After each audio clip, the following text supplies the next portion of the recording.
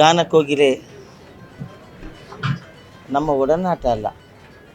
ನಾನು ಒಂದೇ ಒಂದು ಇದು ಮಾತಲ್ಲಿ, ನಮ್ಮ ತಾಯಿ ಸಂಗೀತ ಸಿಂಗರ್.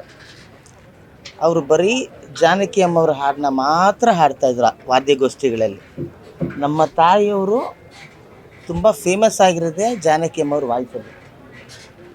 ನಮ್ಮ ತಾಯಿಯ ಕಡೆಯ ಏನು ಉಸಿರಿತ್ತು, ನಮ್ಮ ತಂದೆ ವಯಲಿನಿಸ್ಟು ಅಂದರೆ ಪಿಟೀಲು ವಾದಕರು, ನಮ್ಮ ತಾಯಿ ಸಿಂಗರು, ನಮ್ಮ ಅಣ್ಣ ಡ್ರಮ್ಮರು, ನಮ್ಮ ತಂಗಿ ಉಷಾ ಅವರು ಸಿಂಗರು. ನಾವೆಲ್ಲ ಆರ್ಕೆಸ್ಟ್ರಾ ಫ್ಯಾಮಿಲಿಯವರು. ನಾವೆಲ್ಲ ಜಾನಕಮ್ಮವ್ರನ್ನ ಹಾಡುಗಳನ್ನ, ಎಸ್ ಪಿ ಅವ್ರ ಹಾಡುಗಳನ್ನ, ಪಿ ವಿಶ್ವನಾಥ್ ಅವರ ಹಾಡುಗಳನ್ನ ಹಾಡಿ ಜೀವನ ಮಾಡ್ತಾಯಿದ್ದವರು. ಅದರಲ್ಲೂ ನಮ್ಮ ತಾಯಿಯವರು ಬರೀ ಜಾನಕಿಯವರು. ಅವರ ಕಡೆಯ ಉಸಿರು ಬೆರಳನ್ನ ಹಿಂಗೆ ತಾಳೆ ಹಾಕ್ಕೊಂಡು ಎಸ್ ಜಾನಕಿ ಮೇಡಮ್ ಅವರ ಕರೆದರೂ ಕೇಳದೆ ಹಾಡನ್ನ ಹಾಡ್ಕೊಂಡೇ ನಮ್ಮ ತಾಯಿ ಅವರು ಉಸಿರನ್ನ ಬಿಟ್ಟರು. ಅದನ್ನು ನಾನು ಇವತ್ತು ಹೇಳೋಕ್ಕೆ ಇಷ್ಟಪಡ್ತೀನಿ. ಅಂದರೆ ನೀವು ಲೆಕ್ಕ ಹಾಕ್ಕೊಳ್ಳಿ, ಜಾನಕಿ ಅಮ್ಮವ್ರನ್ನ ಇಷ್ಟಪಡದೇ ಇರೋಂಥವ್ರು ಯಾರು ಸಂಗೀತದಲ್ಲಿ. ಅವರು ಹುಟ್ಟು ಕಲಾವಿದರು, ಹುಟ್ಟು ಸಂಗೀತಗಾರರು. ಈಗ ಕೆಲವರು ಎಲ್ಲ ಒಂದೊಂದು ಒಂದೊಂದು ಥರದ ಹಾಡುಗಳಿಗೆ, ಕೆಲವರು ಈ ಫಾಸ್ಟ್ ಸಾಂಗ್ಗಳಿಗೆ ಫಿಕ್ಸ್ ಆಗಿರ್ತಾರೆ, ಅಥವಾ ಇನ್ನೊಂದು ಮೆಲಡಿ ಇವ್ರು ಆಡ್ತಾರೆ, ಇವರು ಫಾಸ್ಟ್ ಸಾಂಗ್ ಆಡ್ತಾರೆ, ಇನ್ನೊಬ್ರು ಪ್ಯಾತು ಆಡ್ತಾರೆ, ಈ ಥರ ವಾಯ್ಸ್ಗಳಿರುತ್ತೆ. ಆದರೆ ಜಾನಕಿಯವ್ರ ವಿಷಯದಲ್ಲಿ, ಮೇಡಮ್ ವಿಷಯದಲ್ಲಿ ಯೂನಿವರ್ಸಲ್ ಅದು ಸಂಗೀತದ ಯೂನಿವರ್ಸಲ್. ಅಂಥವ್ರು ಇವತ್ತು ನಮ್ಮನ್ನು ಹಗಲಿದ್ದಾರೆ. ಇವತ್ತು ಹಗಲಿದಂತಲ್ಲ, ನಾನೊಂದು ಸತ್ಯ ಹೇಳ್ತೀನಿ ಎಲ್ಲರ ಮುಂದೆ.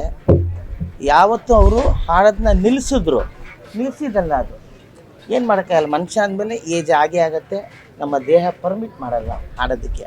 ಪರ್ಮಿಟ್ ಮಾಡಿದ್ರೆ ಕಡೆ ಉಸಿರು ತನಕ ಸಂಗೀತಗಾರರಾಗಲಿ, ವಾದ್ಯಗಾರರಾಗಲಿ, ಯಾವುದೇ ಕಲಾವಿದ ತನ್ನ ಕಡೆ ಉಸಿರು ಇರೋ ತನಕನೂ ಆ ಫೀಲ್ಡಲ್ಲೇ ಅದರಲ್ಲೇ ಜೀವ ಬಿಡಬೇಕು ಅಂತ ಅಂದ್ಕೊಂಡಿರ್ತಾನೆ. ಆದರೆ ನಮ್ಮ ದೇಹ ಒಪ್ಪಲ್ವಲ್ಲ. ಆವಾಗ ಯಾವತ್ತು ಅವ್ರು ನಿಲ್ಲಿಸಿದ್ರು ಹಾಡೋದನ್ನ, ನನಗನ್ಸುತ್ತೆ ಆವತ್ತೇ ಅವರ ಎಲ್ಲೋ ನಿಂತೋಗಿದೆ ಅಂತ ಅನಿಸುತ್ತೆ. ಜೀವನ ಮಾಡ್ಬೋದು, ಆದರೆ ಒಂದು ಹಾಡೋವಂಥ ಕೋಗಿಲೆ ಯಾವತ್ತು ವಾಯ್ಸ್ ನಿಲ್ಲಿಸ್ತೋ ಆವತ್ತೇ ಅವರು ತನ್ನ ಜೀವನ ಇಷ್ಟೇ ಅಂತ ಅಂದ್ಕೊಂಡಿರ್ತಾರೆ. ಇವತ್ತು ನಮ್ಮ ಮುಂದೆ ದೇಹದಲ್ಲಿ ಅವರು ತೀರ್ಕೊಂಡಿರ್ಬೋದು, ಆದರೆ ಇಡೀ ಭಾರತದಲ್ಲಿ ಇಂಥ ಒಬ್ಬ ಗಾಯಕರು ಇಲ್ಲ. ಅದರಿಂದಾಗಿ ಅವರ ಆತ್ಮಕ್ಕೆ ದೇವರು ಶಾಂತಿ ಕೊಟ್ಟರು. ಯಾಕೆಂದರೆ ದೇವರು ಅಂದಮೇಲೆ ದೇವರೇ ಸಂಗೀತ ಪ್ರಿಯರು. ಸಂಗೀತದಿಂದನೇ ದೇವ್ರನ್ನ ಹೊಲ್ಸೋಕ್ಕಾಗೋದು. ಎಂತೆಂಥ ಅದು ಕ್ಲಾಸಿಕಲ್ ಸಾಂಗ್ಸ್ ಹಾಡಿದ್ದಾರೆ, ಎಂತೆಂಥ. ಅದರಿಂದಾಗಿ ನಮ್ಮ ಚಿತ್ರರಂಗದ ಪರವಾಗಿ ನಾನು ಕರ್ನಾಟಕ ಫಿಲ್ಮ್ ಅಕಾಡೆಮಿ ಅಧ್ಯಕ್ಷನಾಗಿ ಅವರಿಗೆ, ನಮ್ಮ ಎಲ್ಲರ ಕಲಾವಿದರ ಪರವಾಗಿ ನಮನವನ್ನು ನಾನು ಸಲ್ಲಿಸ್ತೀನಿ. ಜೊತೆಗೆ ಅವರು ಎಲ್ಲ ಇದ್ದಾರೆ, ಅವರು ಇಲ್ಲಿ ಅವರ ಯಾವ ಜಾಗದಲ್ಲಿ ಅವರ ಮಗ ಅಂತಲೇ ಅವರು ಅಂದ್ಕೊಂಡಿದ್ದಾರೆ. ಆ ಜಾಗದಲ್ಲಿ ಈಗ ಸಾಯಂಕಾಲ ಬಂದ್ ಮಾಡ್ತಾ ಇರುತ್ತೆ. ಹೌದು, ಎಚ್ ಡಿ ಕೋಟೆ ಅಲ್ಲ, ಇಲ್ಲೇ ಮೈಸೂರೊಳಗೆ. ನಮಗೆ ಏನು ಅನಿಸಿದೆ ಅಂತ ಹೇಳಿದರೆ, ಜಾನಕಿ ಅಮ್ಮವರು ಇಡೀ ಭಾರತಕ್ಕೆ ಬೇಕಾದವರು. ಅದರಿಂದ ಇದು ನಮ್ಮ ಮೈಸೂರು ಸಂಸ್ಕೃತಿ, ಕಲೆಯ ಪರಂಪರೆಯನ್ನು ಹೊಂದಿರುವಂಥ ಊರು. ಇಲ್ಲೇ ನಾನಿದ್ದು ಇಲ್ಲೇ ಜೀವ ಬಿಡಬೇಕು ಅಂಥೇಳಿ ಅವರು ಇಲ್ಲಿ ಬಂದ ಮೇಲೆ ಮೈಸೂರಿಗೆ ಇದೊಂದು ನಮಗೆ ಇದೊಂದು ಒಳ್ಳೆಯ ಒಂದು ವಿಷಯ ಆಗಿರೋದ್ರಿಂದ ಜಾನಕಿ ಅಮ್ಮರ ಮೆಮೊರಿಯಲ್ನ ಇಲ್ಲೇ ಶುರು ಮಾಡಬೇಕು. ಅವ್ರ ಹೆಸರಲ್ಲಿ ಒಂದು ಮೆಮೊರಿಯಲ್ ಆಗಬೇಕು. ಆದರೆ ಅದು ಸರ್ಕಾರದಿಂದನೇ ಆಗಬೇಕು. ನಮ್ಮ ಯತೀಂದ್ರ ಸಾಹೇಬರು ಇಲ್ಲಿದ್ದಾರೆ, ನಮ್ಮ ಸಿದ್ದರಾಮಯ್ಯ ಸಾಹೇಬರು ಕೂಡ ಕಲೆ ಸಾಹಿತ್ಯಕ್ಕೆ ಮೈಸೂರಿಗೆ ತುಂಬ ಹೆಸರುವಾದಿ ಆದಂಥ ಅವ್ರಿಗೆ ಗೊತ್ತಿರ್ತದೆ. ನಮ್ಮ ಸಿ ಎಮ್ ಅವರು ಕೂಡ, ಡಿ ಕೆ ಶಿವಕುಮಾರ್ ಸಾಹೇಬರು ಸಿ ಎಮ್ ಅವರು ಸಂಗೀತಕ್ಕೆ, ಕಲಾವಿದರಿಗೆ ತುಂಬ ಅತಿಯಾದ ಬೆಲೆ ಕೊಡೋರು ಆಗಿರೋದ್ರಿಂದ, ಮತ್ತು ಅವರು ಚಿತ್ರರಂಗದವರೇ ಆಗಿರೋದ್ರಿಂದ ಅವರು ಕೂಡ ಸಿನಿಮಾಗಳು ಥಿಯೇಟರ್ಗಳು ಇಟ್ಕೊಂಡಿದ್ದರಿಂದ ಜಾನಕಿ ಅಮ್ಮವ್ರ ಬಗ್ಗೆ ತುಂಬ ಚೆನ್ನಾಗಿ ಗೊತ್ತಿರುತ್ತೆ.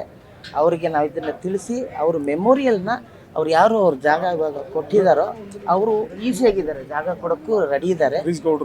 ಹರೀಶ್ ಗೌಡ್ರು ಅಲ್ಲ ಸಮಯ.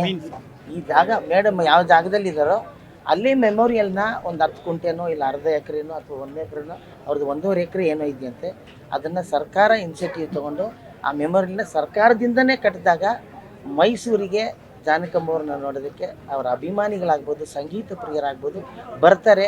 ಅದು ಒಂದು ಒಳ್ಳೆ ಮೆಮೋರಿಯಲ್ ಆಗತ್ತೆ ಅಂಥೇಳಿ ನಮ್ಮ ಭಾವನೆ. ಅದಕ್ಕೆ ನಾವೆಲ್ಲ ಸೇರಿ ಅವರಿಗೆ ಒಂದು ಗೊತ್ತಿದೆ ಅವರಿಗೆ ತಿಳಿಸಿ ಆ ಕೆಲಸವನ್ನು ಜಾನಕಮ್ಮವ್ರ ಹೆಸರಲ್ಲಿ ಮಾಡೋಣ ಅಂತ ಅಂದ್ಕೊಂಡಿದ್ದೀನಿ. ನಮಸ್ಕಾರ.